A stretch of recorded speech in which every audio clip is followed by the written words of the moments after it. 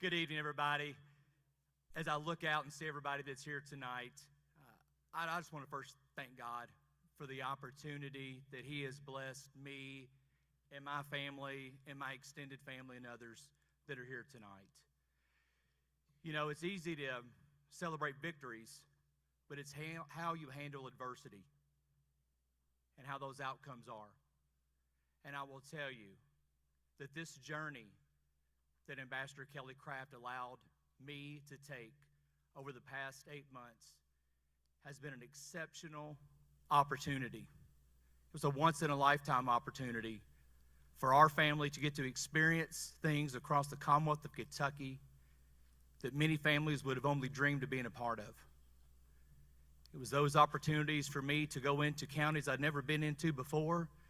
Had a fried bologna sandwich in Pendleton County, which I can still taste right now.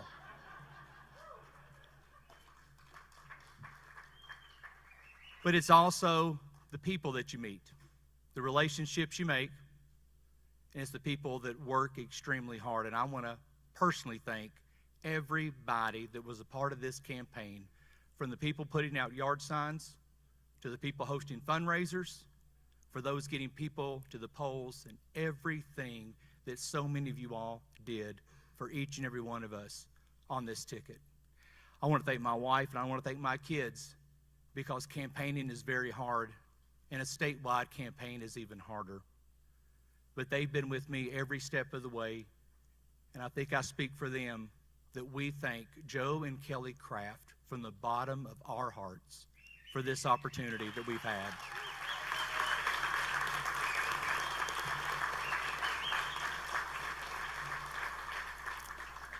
And while we may be disappointed in the results, I will say the work ethic that I personally saw Kelly Craft have on this campaign exceeded everyone's expectations because of the grit and the work ethic that she displayed of getting down at a compassionate level of talking to voters, connecting to people on her kitchen table tour. And I wish sometimes I'd had the media traveling with us behind the scenes for a week, that when we would go into a restaurant, she would never forget to thank the workers back in the kitchen at every stop she made, the people that were putting together utensils and the napkins. She thanked every single person. And that's true character. When people aren't watching, when the cameras aren't on, you see the real person, and I saw the real Kelly Craft. And it is with my great honor that I introduce to you my friend and her family, Ambassador Kelly Craft.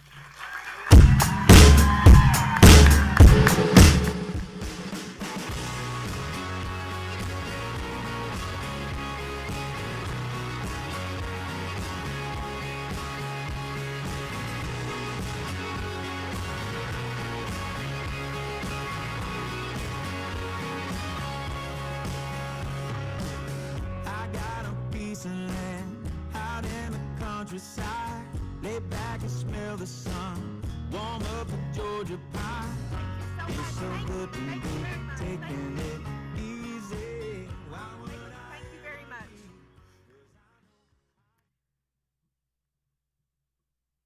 I have 2 words to say before I say anything else tonight. If I could put those 2 words in bright lights, in big letters, I would. But as they come from my heart, they are bright and they are big with my deepest sincerity. They are thank you, and thank you, and thank you again.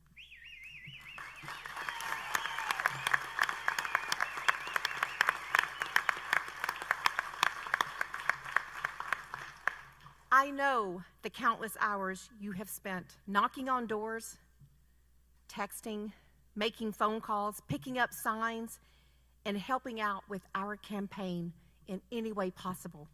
It really means so much that you showed up day after day, made sacrifices, and supported us no matter what. And I've been humbled by this support. And I want to say a special thank you to my family, especially to my husband, Joe,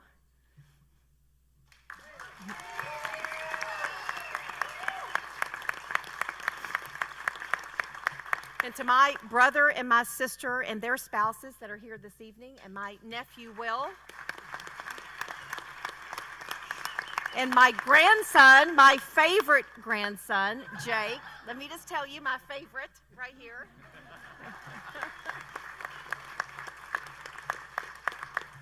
And thank you to the most incredible running mate that any candidate could possibly wish for. A man of work ethic, a man of God, a wife that is just such a strong supporter with her own career. I mean, just look at this family, right? What a perfect example of the American dream.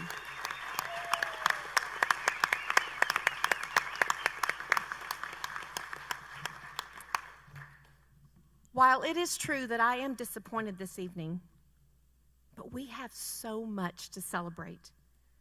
I know that our movement has had lasting impressions on Kentuckians across the Commonwealth.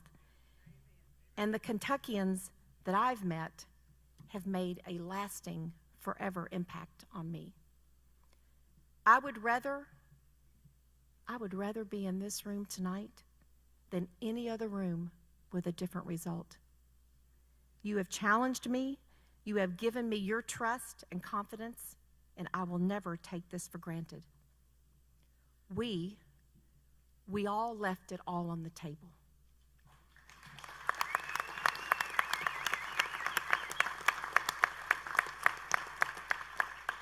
I have looked into the eyes of hardworking, extraordinary, welcoming citizens of our strong state.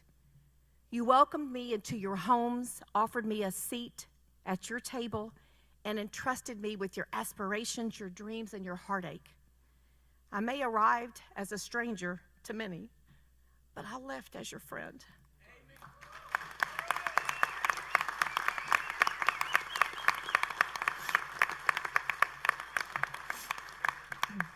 I see a land of opportunity and a world of potential for the future generations across the Bluegrass. And I'm hopeful that each and every child and grandchild here in Kentucky will have the tools they need to achieve their wildest dreams. That's why I was running, for our children and for our grandchildren's future. And when I got into this race, I knew this was going to be tough. But this is a job that needs to be done. And my love for Kentucky is strong and everlasting. And while I've been inspired by thousands of Kentuckians I've met, this campaign has also had its tough moments. I knew we would be attacked by Democrats, but I never in a million years thought that the attack would come from my opponents, to my family. I guess if you're a politician, you're used to that. But I've always tried to believe the best in others, even when they act with hate in their hearts. So thank you all, each and every one of you, for standing with Joe and me and our family and the Wise family. It has been my daily devotion, a place of connection, to have sat and prayed at over 100 tables and had thousands of one-on-one conversations with what each of you represent in this room. And within the families in Kentucky, I know where God is. I met him at your table. We met him together, and he shined on us together.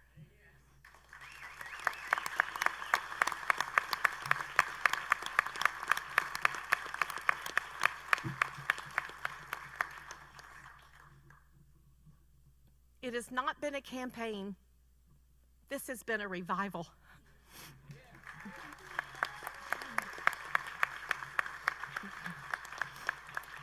And I just want you to know that with each of you, that the gift that you've given me bears the responsibility to carry your voice, to carry all the thousands of Kentuckians that I've set across the table as my guide, as my compass for the direction of our state. And while I'm disappointed in tonight's results, we must now come together, united as one Republican Party, to defeat Andy Beshear in November.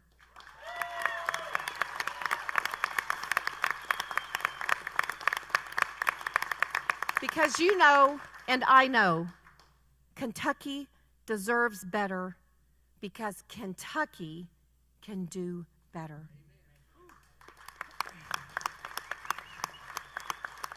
I can say, even without what I would call an ideal result, that this has been the highlight of my whole life's love for Kentucky and my love for Kentuckians. My gratitude is a mile higher than any disappointment. We have run a campaign in the state, in our state, that gave America and the world Abraham Lincoln. And what a grace it has been. May God's grace shine upon our Kentucky home and each of you. And this movement has just started. This revival has just started. And I promise you, I will work hard for you every single day.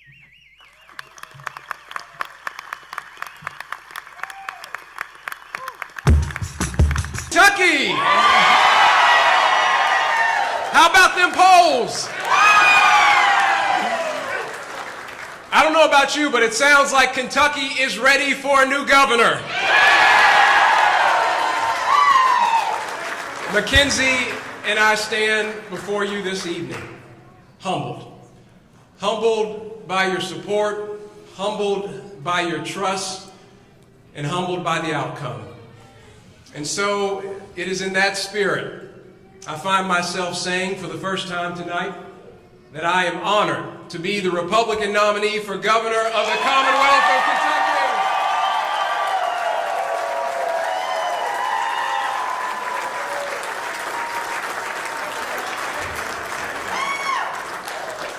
And there will be more people to thank at the end. But I do just want to say thank you to the best campaigner I know, my wife, Mackenzie Cameron.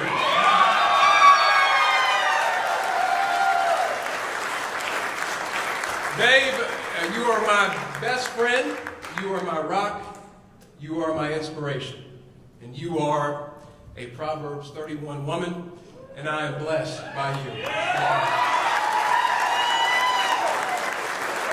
And let me just say, won't she make one heck of a first lady? Huh?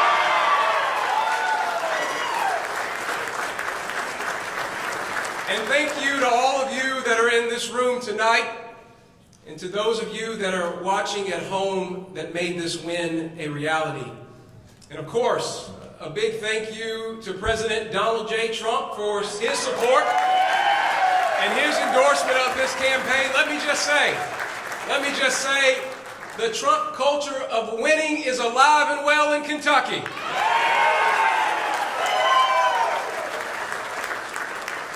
You and I together, we proved that no obstacle is too great, no barrier is too large, when concerned and committed Kentuckians come together around a common purpose and vision rooted in ideals that have propelled this nation forward since its very beginning. Those ideals being faith, family, and community. Our Commonwealth and this country were built on these ideals. And all I have tried to do in this primary is be a voice for those principles.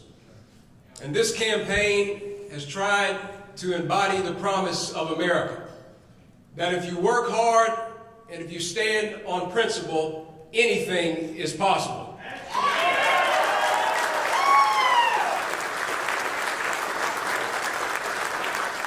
And tonight we proved that. Tonight we prove that here in Kentucky, the American dream is alive and well, because here in Kentucky, you aren't judged by the color of your skin, but by the content of your character.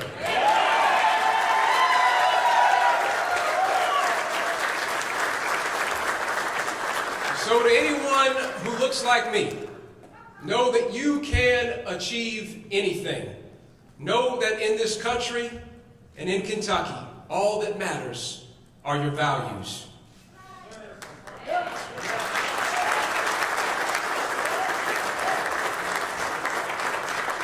But I've got some disappointing news. Sadly, Andy Beshear wants you to believe that dream doesn't exist anymore. He wants you to believe that dream and those ideals are old-fashioned. The new religion of the left casts doubt on the greatness of America. They embrace a picture of this country and this Commonwealth that is rooted in division, that is hostile to faith, and that is committed to the erosion of our education system. Andy Beshear is resigned to live in a Commonwealth where violent crime is high and the workforce participation rate is low. He's content to preside over the abandonment of our inner cities and the desolation of our rural communities. Now, the governor, during this election, will try to take credit for things done by our Republican legislature. But no amount of window dressing will absolve him of his actual record. Our people are smart. The governor cannot pretend to have hit a triple when everybody else knows that he was born on third base.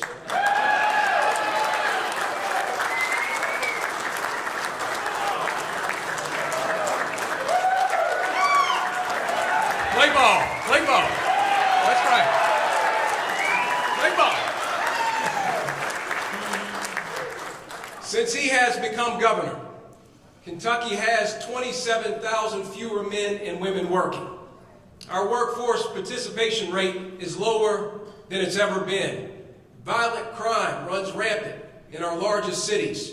Fentanyl is ravaging our communities. The left is trying to hijack women's sports. And our schools are on the verge of becoming breeding grounds for liberal and progressive ideas. But rather than face these issues head on, this governor sits idly by. Rather than promote a culture of work, he told people to stay home for 2 years. And rather than create a culture of collaboration between the Kentucky State Police and local law enforcement, he's opted instead to sit on his hands and turn a blind eye to a statewide increase in crime. And rather than hold Joe Biden accountable for his failures at the southern border, he embraces the far left's open border policies. He vetoed legislation that would have stopped biological men from competing in women's sports. And rather than speak out in support of parents and grandparents who have been called domestic terrorists by the Department of Justice simply because they care about what their children are learning in school, he said absolutely nothing. I'm here to tell you tonight that a governor who will not speak out on these issues and who will not stand up for your interests has abdicated his responsibility to the Commonwealth and is not fit to lead it any longer.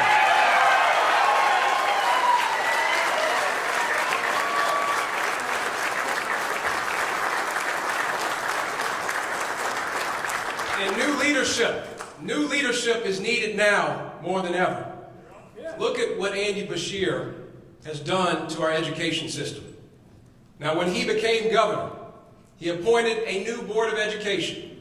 And that Board of Education hired a new education commissioner for the state by the name of Jason Glass. Now, Mr. Glass recently said that any teacher who expressed concerns about the gender ideology curriculum that's making its way into our schools, that teacher should find another job.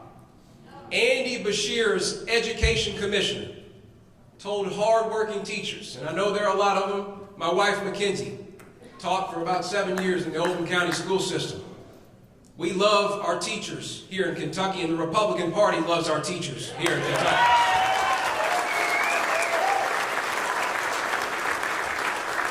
But Jason Glass said that those hard-working teachers got to find another job because they won't buy into the far left's ideology.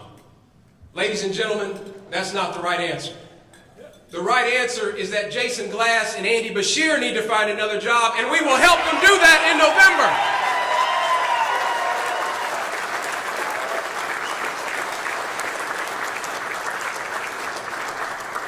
that is why this race is so important.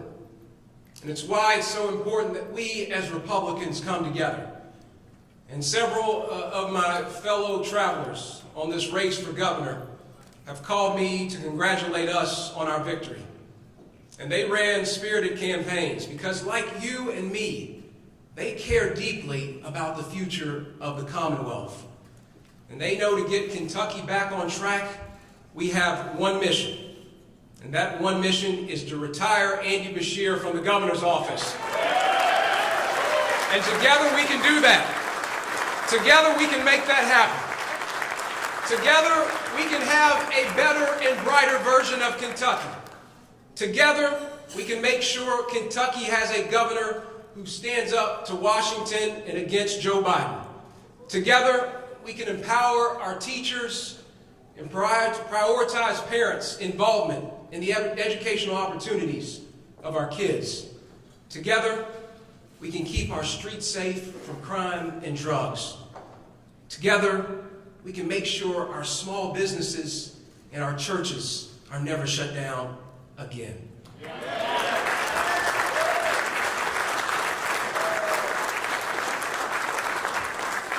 And together, we can make sure that Andy Beshear is a one-term governor. Let's go win this thing. God bless you. God bless our common.